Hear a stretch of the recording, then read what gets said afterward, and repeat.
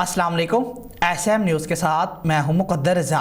SM news studio में खुशामदीद। खबरों का सिलसिला बढ़ाते हुए हम करते हैं चीचा वतनी से थाना सदर की हदूद नवाही गाँव 4312L के रिहायशी अमजद वल सरदार के घर में दाखिल होकर नामालूम शख्स ने नामालूम वजूहात की बुनियाद पर फायरिंग करके 38 साला अमजद और इसकी 30 साला बाबी को जख्मी कर दिया। मज़ीद सूरत हाल से आगाह कर रहे हैं चीचा वतनी से हमारे नुमाइंदे इरशाद अहमद। जी इरशाद, आगाह कीजिएगा इस हवाले से।